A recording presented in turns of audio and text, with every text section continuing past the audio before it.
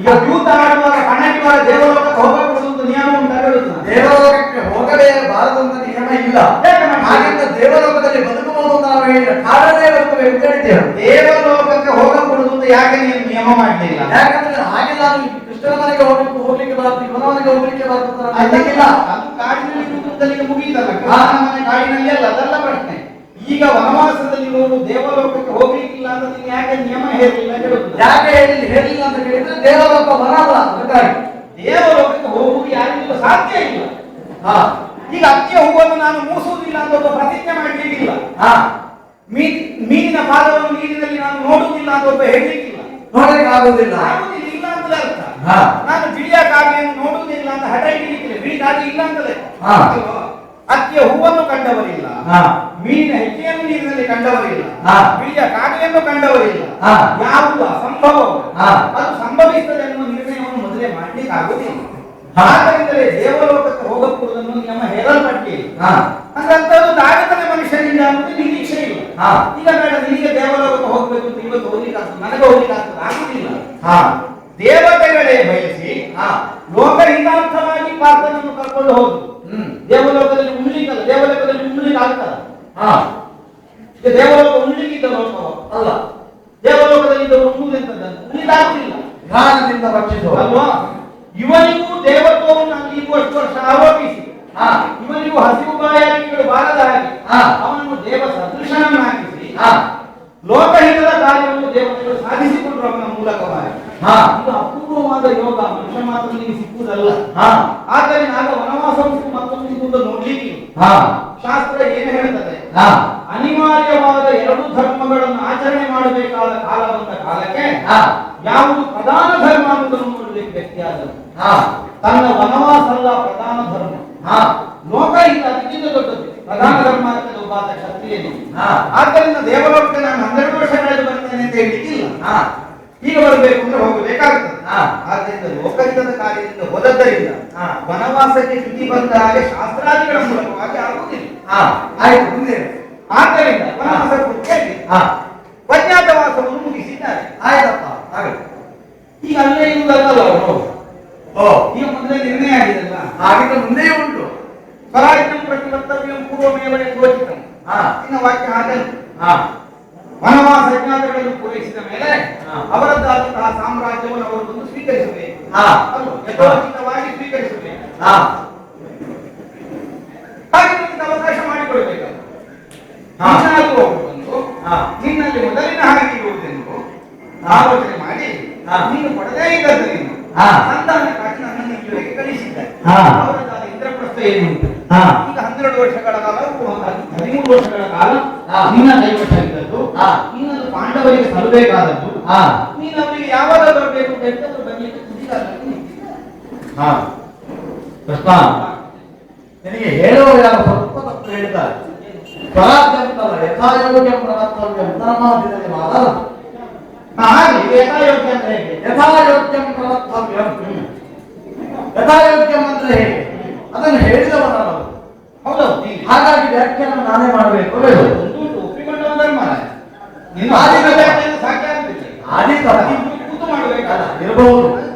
ಹಾಗೆಂತ ಯಥಾಯೋಗ್ಯಕ್ಕೆ ವ್ಯಾಖ್ಯಾನ ಏನು ಅಂತ ಆಧಾರದಲ್ಲಿ ಅವನು ಕೇಳಿಲ್ಲ. ಯಥಾಯೋಗ್ಯ ಅಂದ್ರೆ ಹೇಗೆ ಕೇಳಿಲ್ಲ. ನನ್ನ ಲೆಕ್ಕಾಚಾರ ಹೇಗೆ ಗೊತ್ತುಂಟು.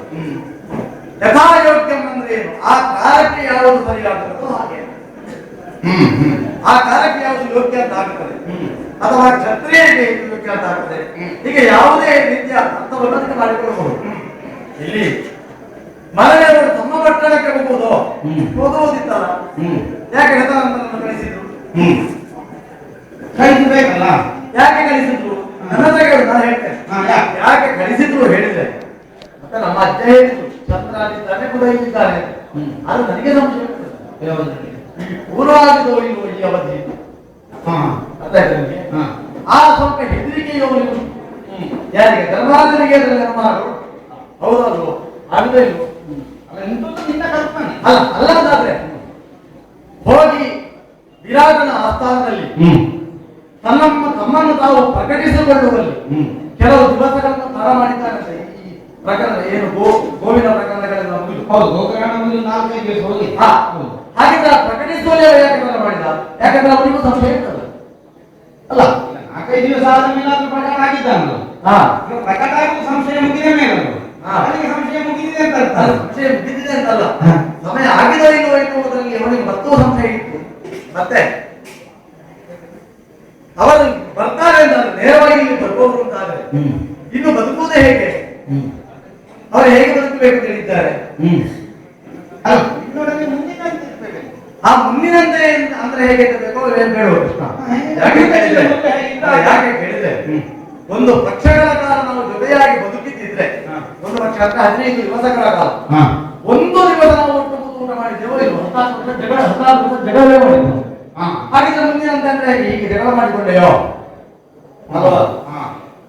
ಈ ರೀತಿಯಾದಂತಹ ಸಂಶಯಗಳನ್ನು ಅಲ್ಲ, ಜಗಳಾಗಿ ಉಳಿದ ಕಾಲಕ್ಕೂ ತೊಂದರೆ ಆಗಿಲ್ಲ. ಸಾಮ್ರಾಜ್ಯ ಬೇರೆ ಬೇರೆ ಆಗಿ ಆಡಲಿಕ್ಕೆ ಆಗಿದಲ್ಲ. ಎಡಬೇಲಿ ನಿಮ್ಮೊಳಗಿದ್ದ ವಿವಾದವನ್ನು ದ್ರೌಪದಿ ಸ್ವಯಂವರದ ಮೇಲೆ ಹಿರಿಯರಾದ ಭೀಷ್ಮಾಚಾರ್ಯರಂತವರ ನೇತೃತ್ವದಲ್ಲಿ ಪಾಂಡವರ ಭಾಗ ಅಂತ ಇಂದ್ರಪ್ರಸ್ಥವನ್ನು ಕೊಟ್ಟು ಹಸ್ತಿನಾವತಿಯನ್ನು ನಿನಗೆ ಅಂತ ಇಟ್ಟು ನಿರ್ಣಯ ಮಾಡಿ ಆಗಿದೆ. ಈಗ ಅದರ ಮೇಲೆ ನೀವು ಜಗಳ ಮಾಡಲಿಲ್ಲ. ಅವರಷ್ಟಕ್ಕೆ ಸುಖವಾಗಿ ಬದುಕಿದ್ದು, ನಿಮ್ಮಷ್ಟಕ್ಕೆ ನೆಮ್ಮದಿಯಲ್ಲಿ ಬದುಕಿದ್ದೀರಿ. ಜಗಳ ಮಾಡಿಕೊಳ್ಳುವುದಕ್ಕಿಂತಲೂ ಯೂದದ ಪ್ರಕರಣಗಳೆಲ್ಲ ನಿಮಗೆ ಗೊತ್ತು. ಯೂತವಾಯಿತು ನಮ್ಮೊಳಗೆ. ಯೂತದಲ್ಲಿ ದ್ರೌಪದಿಯನ್ನು ಪ್ರಾಣವಾಗಿಟ್ಟ ಧರ್ಮರಾಜ. ಮತ್ತೆ ಹೇಳಬೇಕು ಕೃಷ್ಣ, ಧರ್ಮರಾಜನ ಸಂಸ್ಕಾರ ಏನು ಎನ್ನುವುದು ನಿನಗೂ ಸರಿ ಗೊತ್ತಿಲ್ಲ.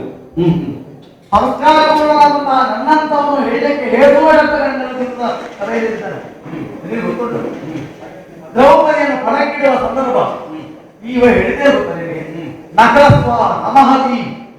ಈ ದ್ರೌಪದಿ ಕುಳ್ಳವೂ ಅಲ್ಲ, ಎತ್ತರವೂ ಅಲ್ಲ, ನಕೃಷ್ಟ ನಚರೋಹಿಣಿ, ಕಪ್ಪು ಅಲ್ಲ, ಕೆಂಪು ಅಲ್ಲ, ನೀಲ ಕುಂಚಿತ ಕೇಶೀಕ, ನೀಳವಾದಂತಹ ಕೂದಲುಳ್ಳವಳು, ನೀಲ ಕಪ್ಪು ಬಣ್ಣದ ಕೂದಲುಳ್ಳವಳು, ಗುಂಗುರಾದಂತಹ ಕೂದಲುಳ್ಳವಳು. ಇಲ್ಲೇ ಕೇಳ್ತೀಯ, ರೂಪೇಣ ಶ್ರೀ ಸಮಾನಯ, ರೂಪದಲ್ಲಿ ಲಕ್ಷ್ಮಿಗೆ ಸಮಾನವಾದವಳು. ಯಾನಿಚ್ಛೇದ ಪುರುಷ ಸ್ತ್ರೀಯಂ, ಇನ್ನೂ ಕೆಳಗಿನ ಬಂದರು, ಯಾನಿಚ್ಛೇದ ಪುರುಷ ಸ್ತ್ರೀಯಂ, ಯಾವ ಪುರುಷನಾದರೂ ಯಾವ ಸ್ತ್ರೀಯನ್ನಾದರೂ ಕೂಡುವುದಕ್ಕೆ ಹೇಗೆ ಹೆಣ್ಣು ಹೇಗಿರಬೇಕು ಅಂತ ಹೇಳಿ ಬಯಸ್ತಾನೋ ಆ ರೀತಿ ಇದ್ದಾರೆ ದ್ರೌಪದಿ. ಅಂತವರನ್ನು ಮನಕ್ಕಿಡ್ತಾ ಇದ್ದೇನೆ. ಹೇಗಾಯ್ತು ಹೇಳಬೇಕು? ಒಂದೇ ಅರ್ಥ. ಒಂದೇ ವೇಳೆ ಒಂದು ವಸ್ತುವನ್ನು ಮಾರಾಟ ಮಾಡಲಿಕ್ಕೆ ಹೊರಡುವಾಗ ನೋಡಿ, ಈ ವಸ್ತು ಬಹಳ ಒಳ್ಳೆಯದು, ಇದರಿಂದ ನೀವು ಮುಖ ತೊಳೆದ್ರೆ ನಿಮ್ಮ ಮುಖ ಚಂದ ಆಗ್ತದೆ, ಹಾಗಾಗಿ ಇದನ್ನು ಕೊಂಡುಕೊಳ್ಳಬೇಕು ನೀವು ಅಂತ ಹೇಳಿದಾಗ ಧರ್ಮರಾಜ ಹೇಳುದಪ್ಪ, ಸತ್ಯ ಹೇಳಬೇಕು ಕೃಷ್ಣ, ನಾನು ಸಜ್ಜನಾಗಿ ಹೋದೆ. ಆದ್ರಿಂದ ಸಮಾಜದಲ್ಲೇ ದ್ರೌಪದಿ ವಸ್ತ್ರಾಪಹಾರ. ಯಾಕಂದ್ರೆ ಅವಳ ನಾನು ಕಲ್ಲರು, ಕೆಲವರೆಲ್ಲ ಅಂತ ಇದ್ದಾರೆ.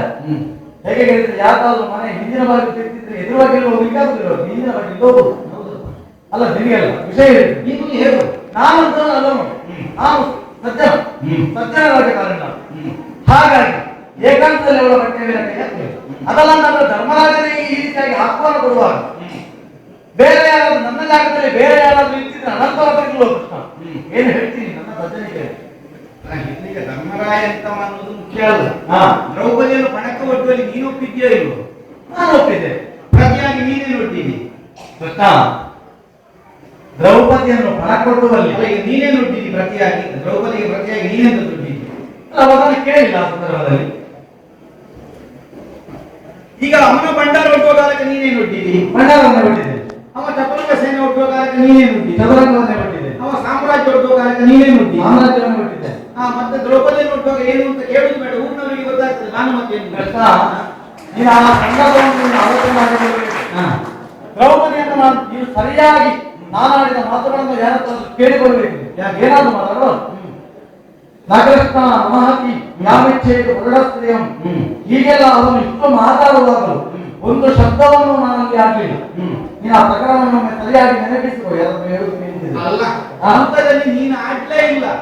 ಆಡಿದ್ದೆಲ್ಲ ನಿನ್ನ ಮಾವ ಅಲ್ವ? ನನ್ನ ಮಾವನಲ್ಲೇ ಆ ಮಾತನ್ನು ಆಗಲಿಲ್ಲ. ದ್ರೌಪದಿಯನ್ನು ಒಟ್ಟುವ ಸ್ಥಿತಿ ಬಂದ ಹೇಗೆ? ನಾನು ಕೇಳಿದ ಹಾಗೆ ಜೂತ ಸಾಕು ಅಂತ ಧರ್ಮರಾಯನೇ ನಿಲ್ಲುವ ಸ್ಥಿತಿ ಬಂದಿತ್ತು. ಆ ಕಾಲಕ್ಕೆ ಪಾಂಚಾಲ ಇದ್ದಾಳೆ ಅನ್ನುವುದನ್ನು ನೆನಪಿಸಿಕೊಟ್ಟದ್ದು ಯಾರು? ಅದಕ್ಕೆ ಮಾವನ ಹತ್ರ ಕೇಳುವುದು. ಹಾಗಿದ್ದರೆ ನನ್ನ ಮಾವ ದ್ರೌಪದಿಯ ರೂಪ ಏನು ಅಂತ ಕೇಳಿಲ್ಲ.